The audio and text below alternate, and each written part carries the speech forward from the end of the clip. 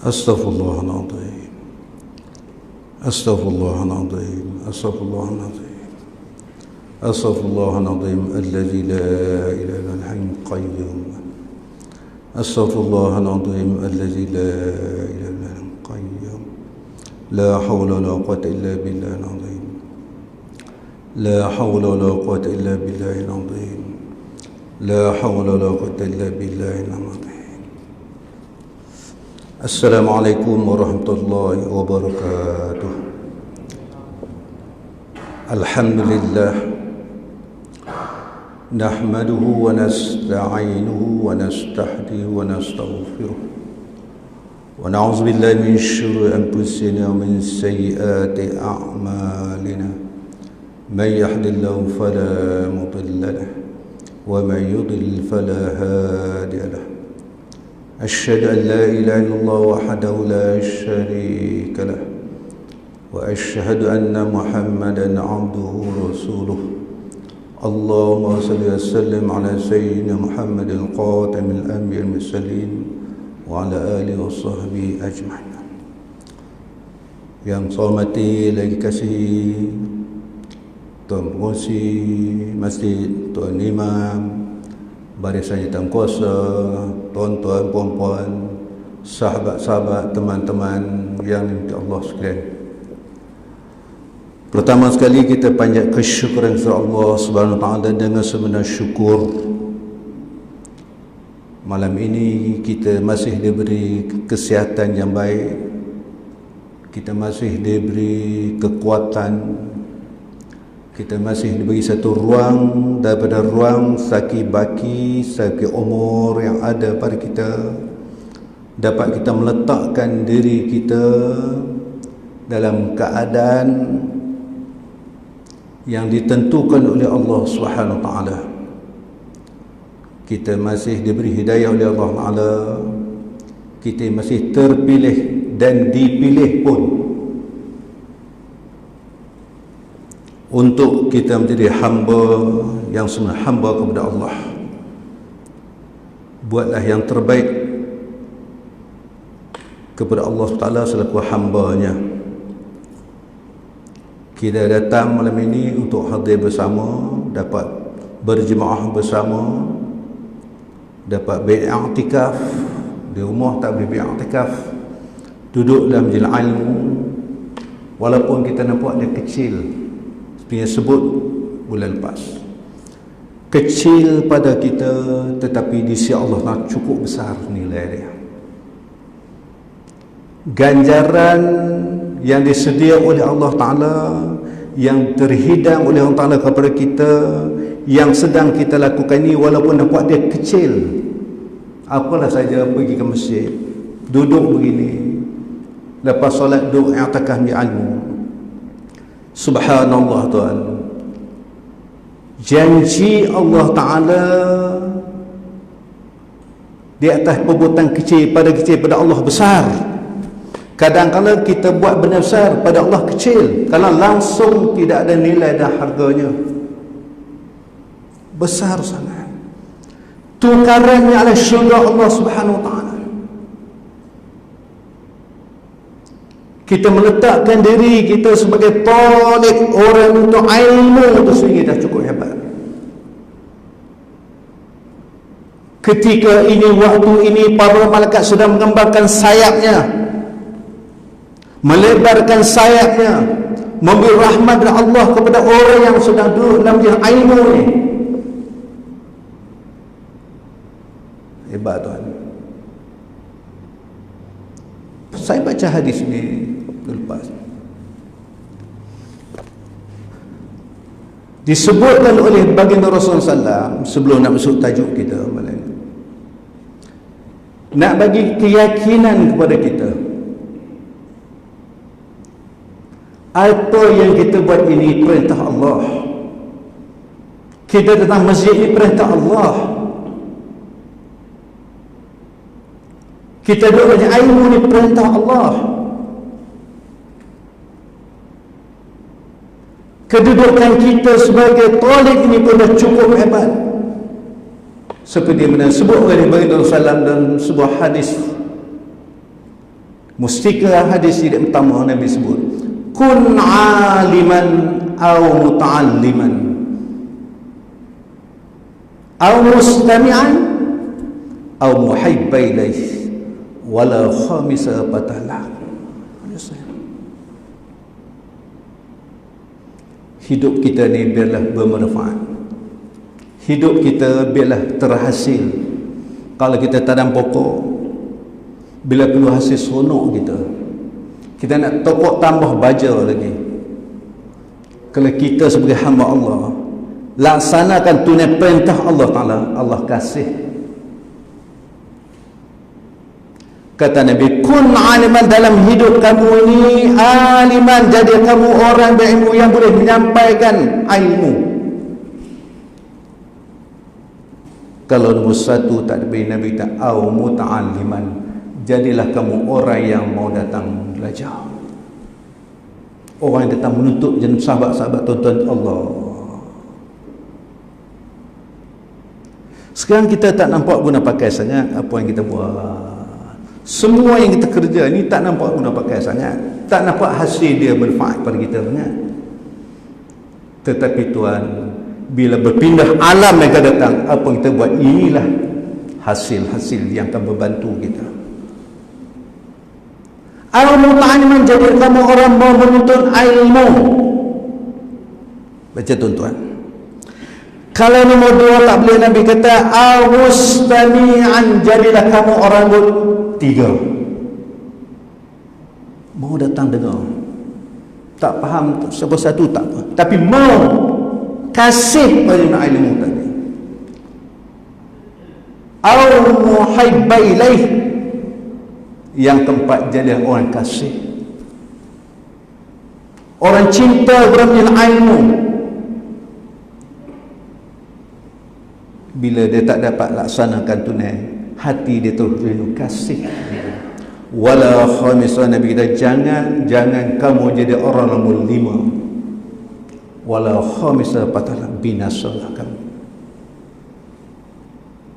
Nombor 1 tak boleh, datang belajar tak nak, datang mendengar tak nak, kasih pun tak ada. Rasulullah kata wala khamisa, binasalah. Kita tak belajar ni, tak datang belajar tak nak. Kita datang bukan kerana suka-suka, kerana perintah Allah.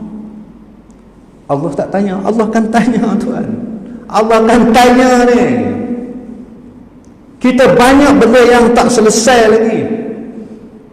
Dalam peribadatan kita berbanyak benda yang perlu kita perbaiki yang terbaik. Kita datang semayang tadi, berjemaah tadi semayang tadi bukan kerana nak cukup genap 3 rakaat. Kadang-kadang kita sampai doa tak sempat. Kita bukan sekadar nak genapkan 3 rakaat. Aisyah itu bukan sekadar nak genap 4 rakaat, bukan. Kita sedang menghadap Allah. Allah itu berkawan kita, Allah itu Rabb.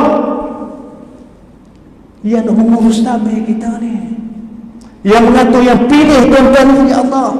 Maka sebab itu dalam ilmu tauhid, perbuatan kerja Allah Ta'ala 2. Pertama, perbuatan istirari, nama dia.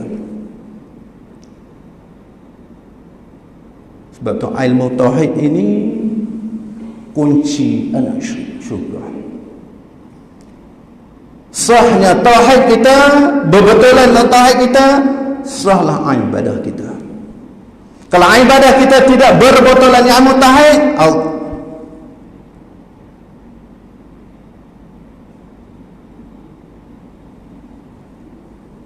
mesti berbetulan. Perbuatan yang pertama, perbuatan Allah Ta'ala dinamakan perbuatan istirari. Allah Ta'ala menjadi begitu siang, bertukar malam. Siapa kenali tu? Siapa yang kenali ni? Yakin dari Allah kenali ni. Allah Ta'ala sebut, wala in sa'altum man khalaqa as-samawati wal ard wa sakhara asy-syamsa wal qamar la yaquluna Allah. Itu tauhid rububiyah. Allah sebut wala in sa'altum man khalaqas samawati wal ardh, sekiranya mereka bertanya wahai Muhammad, man, siapa khalaqas samawati wal ardh, yang menjadi tujuh belah langit, siapa? Wal ardh, siapa menjadi tujuh belah bumi yang kamu pijak ini? Wa sakhara syamsa, siapa mengenali pagi sampai ke barat, siapa mengenali itu? Tak pernah lewat 1 minit, tak pernah cepat minit. Tak pernah. Ingat tu. Seingat kita tak pernah lewat. Wal khamar, dan malam diganti dengan bulan. Siapa mengenali? Allah sebut la yahulun Allah. Sungguhnya manusia ini yang beri materi semua Allah. Persoalannya Allah siapa? Siapa Allah ni? Siapa Allah ni? Yang tajuk kita nak masuk malam ini, bab yang kedua, seksa bagi orang mendatang dari ibu bapaknya. Hormat bapa tadi bukan kerana dia mak ayah kita, lahir kita, tetapi hormat kepada ibu bapa ni kerana perintah Allah. Kasih kepada ibu bapa ni perintah Allah. Saya hormat Tuhan bukan kerana Tuhan maknanya bapa saudara ke segala, tak. Saya hormat Tuhan kerana Allah suka orang menghormati orang. Bukan kerana dia kawan baik saya, tak. Kita menghormati seorang ni kerana Allah suka orang menghormati baik kepada orang. Barulah nak pergi lepas semua tempat ni dan balik kepada Allah. Tak mahu dia sangkut dengan manusia lagi. Kerana Allah aku buat ni, aku datang menjadi kerana Allah, duduk menjadi kerana Allah, balik kerana Allah. Nak mengikhlaskan benda semua buat dari Tuhan. Maka sebab itu ada 3 ikhlas perlu ada dalam kita untuk ilmu. Yang pertama sebelum datang, yang kedua sedang belajar, yang ketiga waktu kita nak balik. Nak kena jaga kan? Nak buat semua, nak mengikhlas tu. Sebelum kita datang dari rumah dia ikhlas. Tak ada siapa buat satu tuan hemah tuan datang dia ikhlas. Mandi pakai baju nak pergi masjid, tak ada siapa pun berikan. Hati tak ragu, ikhlas sungguh kerana Allah. Nampak? Hebat ikhlas. Datang yang tidak apa pun tak tupu. Masuk niat kedua. Yang kedua dia waktu kita belajar nak ikhlas kerana Allah. So aku tak pergi 2 minggu tutup iman, nampak aku. Nanti Tuan Nazir fungsi tengok, mana kau nak kerja aku tak nak. Kacau. Habis. Nama ikhlas kerana Allah bukan kerana manusia. Hemah dia sebabkan kehendak hati. Hati ini perlu dipelihara. Hati perlu dijaga senyap detik. 2. Ikhlas yang 3 bila sampai ke bawah ini ikhlas. Tengok sampai betul berhenti.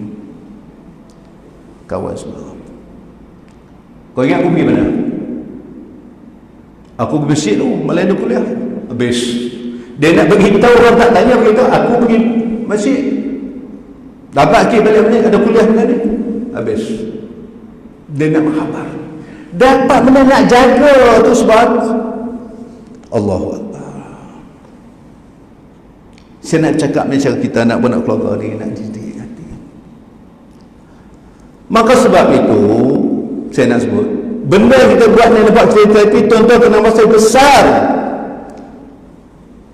Riwayat Tabrani saya sebut dah hadis ni minggu lepas. Kata Rasulullah, man ja'ahu malakal maut wa huwa yutlabul ilma wa bihal islam fa bainahu wa bainal anbiya darajatul wahidatul fi jannah. Ni nak bagi keyakinan tuan-tuan apa kita buat ni.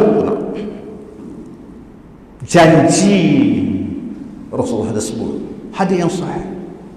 Janji Rasulullah SAW, orang yang datang, orang menuntut ilmu ni, tolak macam tuan ni, istiqamah.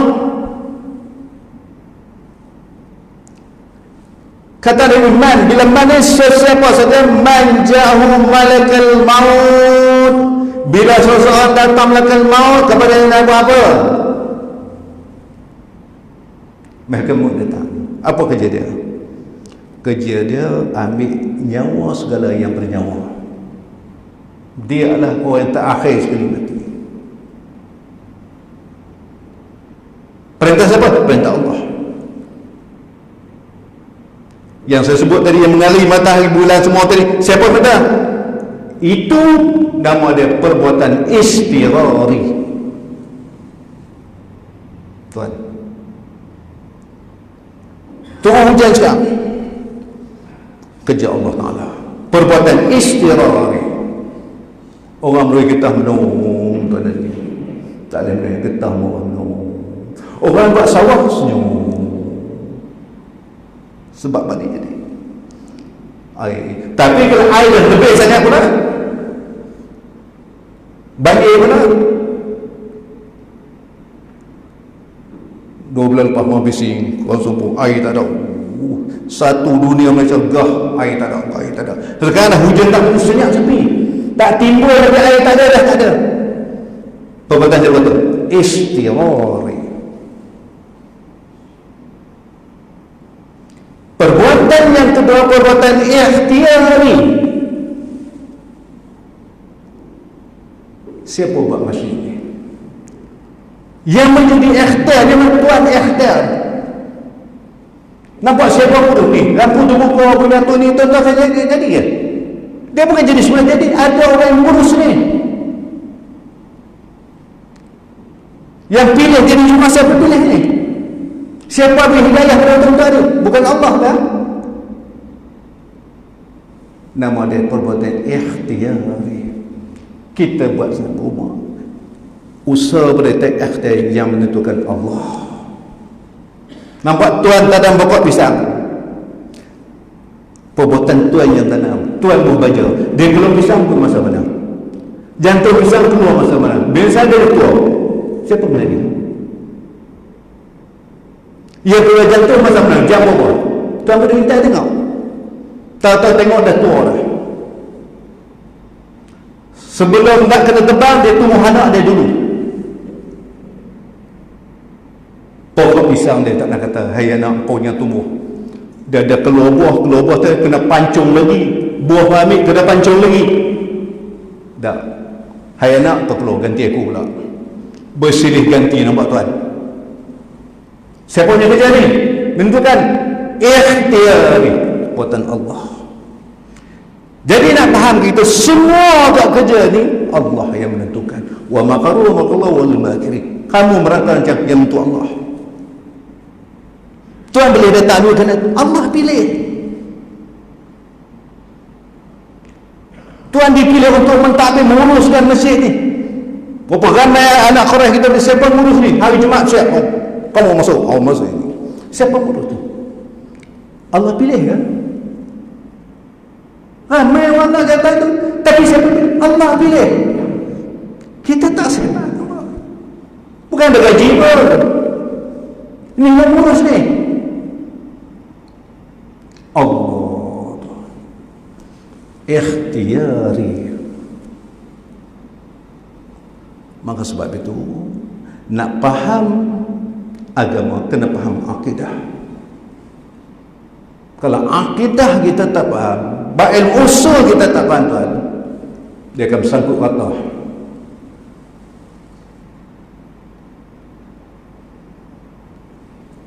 Kita pergi ilmu tasawuf nak membersihkan hati, nak jaga hati, nak kawal hati kita, tuan.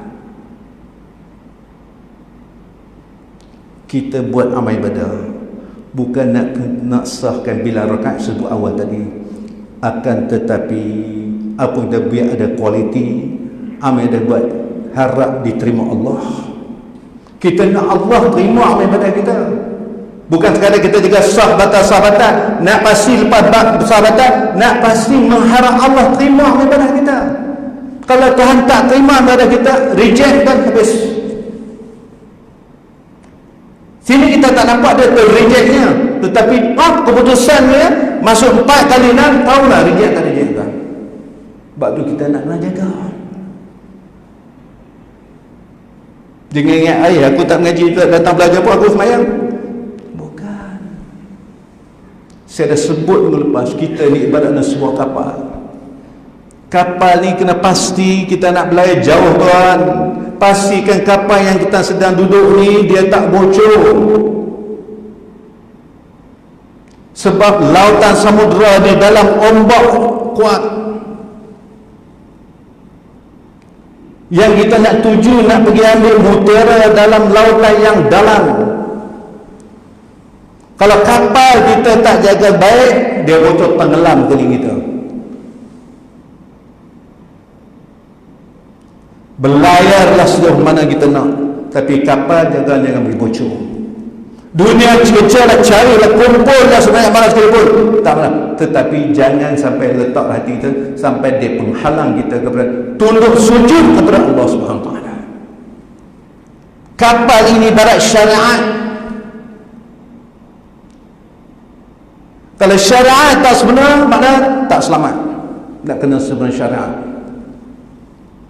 Tuntutan syariat nak kena penuh. Lautan itu adalah tarikh, jalan nak tuju. Mana ada? Min aina ila aina. Dari mana ila aina, ke mana? Dalam hidup kita penuh sebelum nak lalak mata tidur. Tanya, min aina ila aina, ke mana? Tuan tidur pukul apa? Tiap-tiap malam tuan tidur pukul berapa? Pukul 11. Lena pukul berapa? Tahu dah lah, kita tahu. Letak pula terlelap pun masa mana? Bukan tuan saya, kita tahu. Terlelap pun pukul berapa? Sedar-sedar pukul 4 pagi, 3 pagi lah. Tidur tahu kan? Minta maaf nak usut tidur. Pesan nak duduk lah, tutup TV, ayah nak tidur. Tahu tidur? Lena tak tahu. Sebelum terlena, no, min aina, daripada mana aku, ila aina, nak ke mana aku, nak ke mana lepas ni. Bayangkan hari ke depan, Ustaz mana tu, mana datang, alam yang kita tempuh, apa persiapan yang aku ada. Tuan, seorang pun tak kecuali, semua akan dihimpit oleh kubur. Semua akan terbenam dalam tanah Tuhan. Kena bayang seorang diri, batang tubuh seorang diri itu. Anak nak pergi takat sehari dua pergi Tuhan. Waktu itu kita bersama dengan siapa? Kalau sekarang ni kita tak usah buat macam yang tuan-tuan datang buat begini. Inilah kita sedang mengumpulkan tanah dana untuk persiapan kita. Kita nak fikir kita untuk anak-anak, tuan-tuan dah berjaya, anak-anak kita pergi sekolah belajar, pergi berjaya, semua dah berjaya, alhamdulillah. Daripada ramai dah tinggal berdua sekarang, kan fikir itu apa, min aina ila aina, ila aina, nak ke mana? Nak ke mana? Dalam hidup apa yang kita mau, apa yang kita cari lagi? Dulu kita belajar nak belajar bertinggi supaya berjaya, okey. Lepas dah habis belajar nak apa? Nak cari kerja baik. Lepas tu baik, lepas nak apa? Pencen apa? Tekan 60 orang tak kerja dah. So orang lain pula dengan nanti. Allah akan beri keperluan kita saja. Dia tak boleh. Kalau jadi jutawan besar dia pun makan nasi sepinggan juga. Pinggan juga. Wa mal hayatun illa ghurur, tipu daya. Maka Nabi sebut man ja'al maut, bila mana seseorang man ja'al maut, datang malaikat maut, kepada malaikat maut menjadi cabut nyawa. Siapa nama dia? Nama dia Azrail. Malaikat maut tu raja cabut nyawa, itu jawatan dia.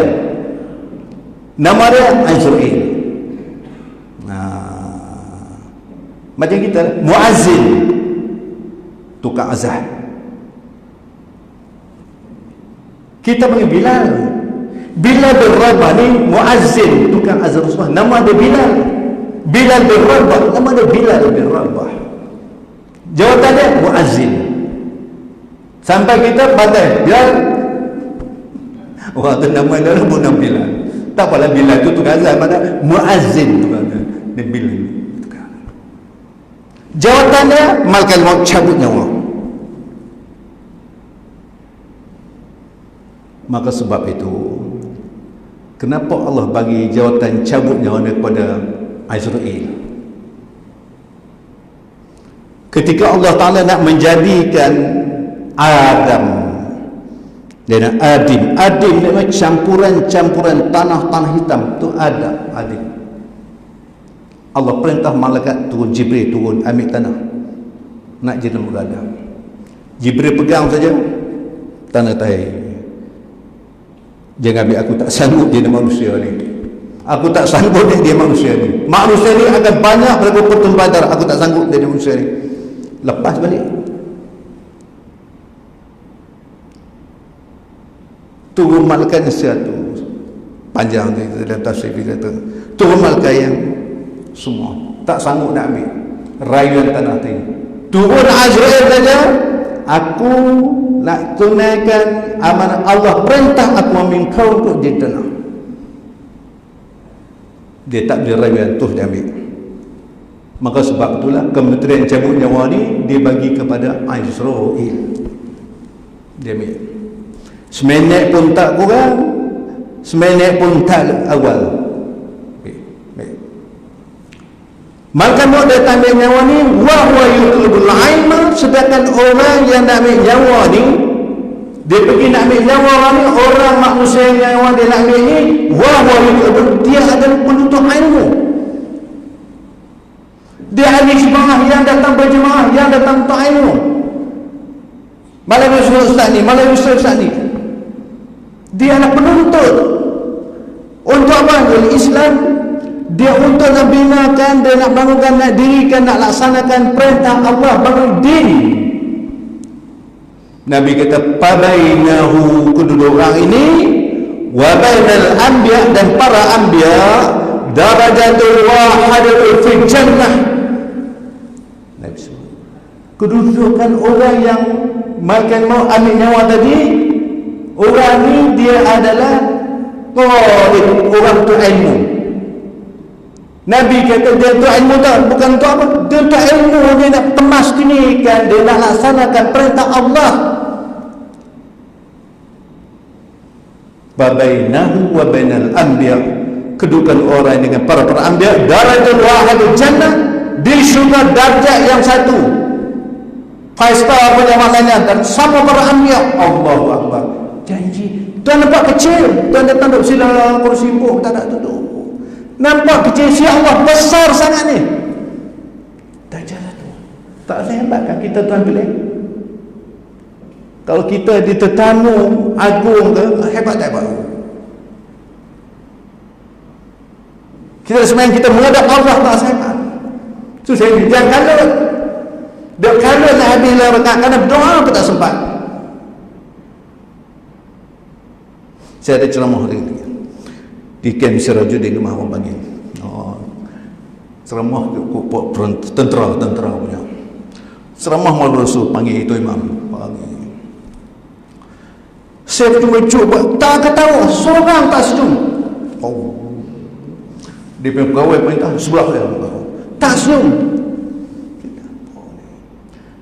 Saya buat cerita pegawai dia senyum. Bila senyum, anak buah pada senyum. Anak buah pun senyum, tak senyum. Bila cerita, dia punya bos senyum, barulah anak buah tu senyum. Bila dah makan ke semua, nak balik semua, tak betul nak balik, saya nak tegak. Duk sama orang. Nama tuan Ustaz, kalau kita balik anak buahnya tak balik, anak buahnya tak balik ni. Bila dia punya permintaan dia bangun nak balik, kata bangun. Dia Tuhan, dia punya tunggu. Kita sedang menghadap Allah SWT, tuan. Dah datang ni, mana hari Allah Ta'ala pilih ni.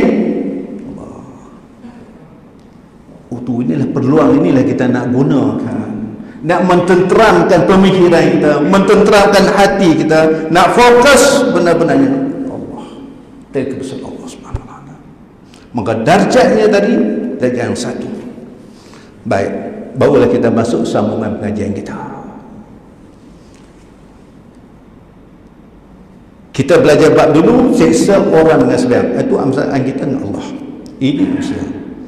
Dan lagi sabda Rasulullah SAW, aku berpesan kepada kamu, janganlah kamu tinggalkan solat. Nabi pesan, jangan tinggal sembahyang. Kesembahyang datang apa yang dalam diri kita. Amal ibadah lain berkait dengan sembahyang lah. Kalau sembahyang datang apa yang ada? Kalau sembahyang datang apa yang ada nak kait? Semua tak. Patut. Sembahyang tak ada pada dia.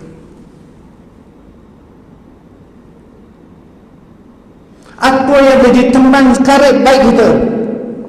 Al-Qurannya tinggal. Quran kita kena baca, bukan orang baca untuk kita. Quran kita kena membaca dia. Bangun sebelum subuh kena baca Quran. Tiap hari jangan tinggal. Bukan orang baca Quran untuk kita. Bila dah meninggal suruh orang baca Quran untuk kita. Kita masa hidup pun tak nak baca. Kita sendiri pun tak baca. Bila meninggal suruh orang baca untuk kita. Waktu itu kita akan nilai tak? Nilai. Waktu itu pahala cukup nilai. Kan pahala tak nilai. Kita dah sebut pahala. Dah tajmah pahala. Nabi kata jangan sekali-kali kamu tinggalkan solat dan berbaktilah kepada dua ekor kamu. Bermaknanya perintah sembahyang ni perintah Allah. Perintah taat berbakti dua ekor ni perintah Allah. Bukan kerana dia mau melahirkan kita, ayah kita jaga kita. Bukan, ini perintah Allah. Kedua-dua ni kita nak jaga, pelihara. Bab jaga ekor pun nak kena jaga. Hubungan mana dengan Allah kena jaga. Walaupun hebat ibadah kita dan betul, kalau ibu bapa kita tadi cerita Juraid. Juraid ni ahli ibadah. Hebat warakkan dia ni Allah. Kita ni kena ilmu dah, warak tak ada. Tak ada maksud saya dekat warak tak ada. Juraid ni tuan, dia buat tiap-tiap kali hari ibu dia datang, tengok dia duduk sembahyang. Datang besok untuk sembahyang sebenarnya. Ibu dia pergi, dia nak menyahut dia tengah sembahyang. Dia sembahyang sunat.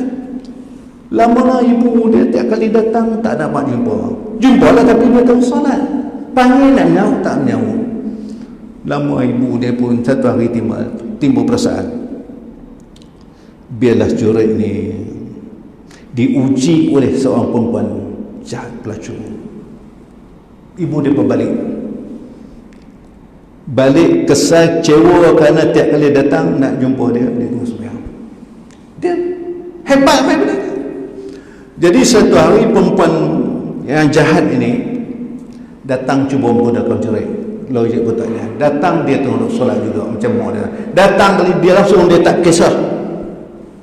Tak kisah perempuan yang merayu dia, tak kisah. Akhirnya perempuan ni pergi berjumpa dengan kaum mereka, orang kampung dia. Aku sedang mengandung anak Juraid. Dia dah mengandung. Aku sedang mengandung anak Juraid. Akhirnya orang kampung dia, kaum dia dah bising, marah. Dia datang merobohkan maknanya rumah Juraid ni. Belum tu orang tanya, betul kan anak Juraid itu? Ini anak dia.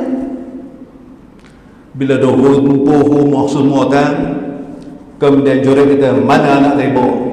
Akhirnya Juraid letakkan tangan dia dah. Siapa bapa kamu? Ini dia antara anak kecil yang boleh bercakap selain daripada Nabi Isa. Anak yang difitnah oleh Juraid. Bapa aku adalah gembala kambing. Anak kecil. Jadi semua orang yang buat runtuh dia minta maaf Juraid semua. Kerana apa tu? Allah puji kerana dia engkar, kerana dia enggan menyahut seruan ibu tadi disebab kerana dia sedang salat sunat. Allah dinampak. Tetapi kebenaran Allah nak tunjukkan bahawanya contoh kepada kita, ibu panggilkan sunat kita kena mati. Taklah sampai tak putih sambung. Akhirnya bina balik. Mereka pun bina balik pondok Juraid ibadah tadi. Itu cerai. Begitu Al-Qamah. Dia seorang pemuda yang baik. Tetapi bila dia berkahwin, dia pergi duduk bersama dengan isteri baru, akhirnya dia mula mengabaikan ibunya tadi. Jadi ibu dia kecil hati, berkecil hati perbuatan Alqamah tadi. Jadi pendekkan cerita, satu masa Alqamah jatuh sakit. Para sahabat datang ziarahnya, sukar nak mengajar dan mengucap, tak boleh nak mengucap dua kalimah syahadah.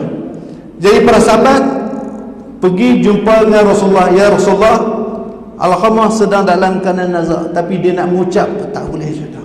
Kami cuba aja untuk ucap. Adakah dia masih ada ibu? Ya, dia masih ada ibu dia. Bawa ibu dia datang jumpa aku. Alqamah anak kamu ke ibu? Ya, anak saya. Dia sedang sakit, kamu tahu? Ya. Dia dalam keadaan nazak, kamu tahu? Ya. Kamu tak nak maafkan kalau dia ke? Aku tak nak maaf. Kata Allah, ibu Alqamah ni. Kenapa? Dia telah menyegukkan perasaan aku, menyakitkan hati aku. Dulu dia adalah anak yang baik, anak soleh, tapi bila kahwin dia mula mengabaikan aku.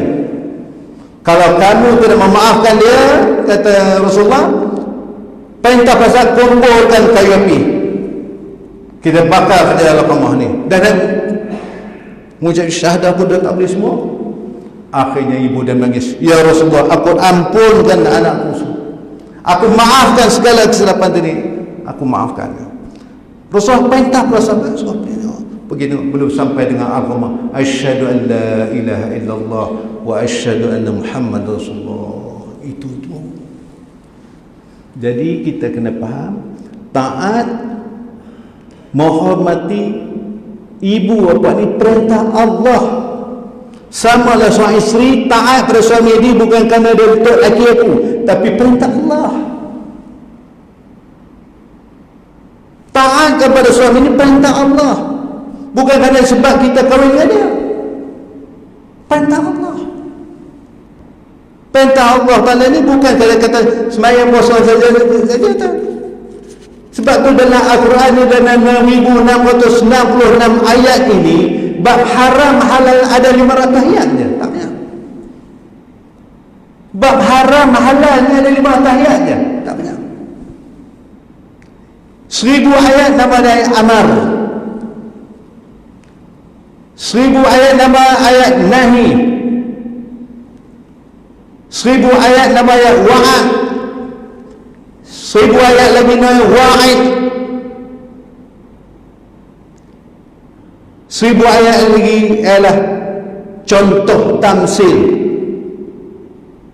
1000 ayat lagi ancaman. 6000. Halal haram ada 500 ayat je. Daripada 6000 ayat, hanya 500 ayat saja. Tasbih dan zikir ada 100 ayat. Ayat nasah ada hukum dilaksanakan, ayat yang masuk. Ada ayat diamal, hukum nasah. Ada 66 ayat buat Tuhan. Daripada 6000 yang ada dalam 500 ayat saja. Dan berbaktilah kepada ibu kamu, dan jangan kamu menyakiti hamba sahaya kamu. Selain berapa tadi, jangan kamu menyakiti hamba kamu. Hamba ni maksudnya kita orang gaji kita.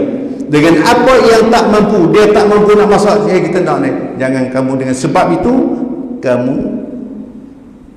menyakiti hati dia. Kerana orang yang berbakti kepada bapa itu bertambah panjang umurnya. Dan sabda Nabi SAW lagi, demi Tuhan yang menjadikan daku, kata Nabi, dengan tangan qadrat, mana kuasa, qadrat, bahawa seorang hamba itu umurnya tinggal lagi 3 tahun. 3 tahun lagi, 3 kali raya lagi. Kemudian disebab ia berbakti kepada dua bapaknya, dia baik, pandai jaga hati, maka Allah Ta'ala menjadikan umur yang 3 tahun itu kepada 30 tahun. Banyak umur. Banyak umur. Allah Ta'ala. Kadang-kadang Allah Ta'ala panjang umur, sihat. Ada orang panjang umur, sakit. Panjang umur, lumpuh, nak keluar tak duduk dalam rumah. Kita ni kena ripi pun nak keluar tak boleh. KL tak boleh pergi pun dosa besar. Ini orang yang sakit tuan, lumpuh pula, nak berjalan tadi teruk bari atas kaki tuan, bayang tengok. Dia panjang umur. Al-Huji dia sendiri tuan. Kita nak Allah Ta'ala bagi nikmat Allah. Cukup nikmat alhamdulillah. Rasa nak pergi sana pergi, rasa ni pucik telinga saja, masuk dia pun jalan. Datang tak ada orang, datang hebat, berduduk sini. Orang datang ni bukan orang susah, orang kaya-kaya ni. Orang susah tak boleh ni. Rehat. Istilah rehat orang beriman ketika dia beribadah dengan Allah. Siapa tak boleh ganggu dia? Ini istilah rehat. Dan selagi sabda Rasulullah SAW, maksud siapa yang menderhaka ibu bapanya, maka sungguhnya ia telah melawan Allah Ta'ala dan Rasul. Sama dia derhaka kepada Allah dan Rasulnya. Perintahnya Allah, siapa yang perintah Rasulullah. Bila dia lawan saja, tak ikut perintah dia tak ikut perintah Allah, tak perintah Rasul. Dan sabdanya lagi yang terlebih keras sesaan bagi manusia dalam api neraka jahanam itu ada 3 golongan. 3 golongan yang lebih keras sesaan bagi manusia dalam api neraka jahanam. Pertamanya orang yang menderhaka dua bapaknya. Mak mentua pun sama kan? Mak mentua tu mana dia? Mak. Orang mentua. Kita kena taat juga, hormat. Yang keduanya orang yang berzina. Kita cukup keras sangat Nabi nak dia. Yang ketiganya orang yang menduakan sekutu Allah. Nak meyakin rezeki min Allah, rezeki Allah. Nak yakin tak? Nak yakin ni, nak yakin bukan senang. Ni tak boleh ni, hujan. Nak yakin Allah dah jamin rezeki ni, nak yakin ni, nak yakin ni. Allah kadang-kadang tergugat tu kan? Nak yakin Allah uji begini. Allah tak sayang Allah tak? Allah tak. Allah kata pakai ni. Ni tuan yang tak pahala ni, tuan pakai ni. Ikhtiar. Kenapa kita ikut? Sebab kita dah nampak kesan tak pakai ni. Ikhtiar nak jaga. Ini di dunia buta ni. Ini cubaan Allah Ta'ala, uji Allah Ta'ala kita di sana, tak tahu zaman lagi tuan. Hari-hari yang ke depan tuan, jangan tuan dapat ingat kita senang macam sekarang. Hari-hari ke hadapan, hari hadapan ini termasuk alam yang akan datang tuan. Tuan jangan ingat kita sedang seperti hari ini, lebih perik lagi tuan. Hari ke hadapan, hari ke hadapan alam berpindah, alam yang seterusnya, alam barzakh tuan ingat senang macam ini ke tuan? Yang kita nak hadapi, berhadapan tuan dan siapa? Kullu nafsin za'iqatul maut. Titik. Tuan akan bertemu. Tak ada seorang pun kecuali akan bertemu. Tuan kan ingat senang tadi kan? Serasa macam ni kan tuan? Kena loneh habis kain-kain tuan-tuan dan terlanya bulat dalam kain yang berkeput tuan. Tuan akan merasa macam sekarang disedarkan macam mana tuan sedar sekarang ni. Ketika dimasuk akan sedar macam ni tuan. Kita nak tempuh hadapi waktu itu siapa dah kita tempuh. Kenapa kita kena buat sesuatu yang terbaik untuk kita? Maka sebab cari ruang-ruang apa yang boleh menambahkan, boleh menyelamatkan kita ni. Jadi hadis yang saya sebut tadi, Nabi kata man jamakal maut, jadilah kita istiqamah, jadi orang tolak, orang yang jangan tak kata justru sana kan masjid mana ilmu kita pergi, jangan tinggal sama sekali. Baik saya itu, insya-Allah kita sambung ke datang suatu riwayat di tanah perkuburan, cerita di tanah perkuburan. Wallahu alam. Yang baik datang pada Allah Taala, yang tak baik ni semua kelemahan sini. Auzubillahi minasyaitonir rajim. Bismillahirrahmanirrahim. Allahumma shalli ala sayyidina Muhammadin fil awwal wa akhir tabi'an wa sallam. Allahumma shrah bil Qur'anil 'azim surah as-sawm. Allahumma inni as'aluka 'ilman nafi'an wa rizqan thayyiban wa 'amalan mutaqabbalan walhamdulillah.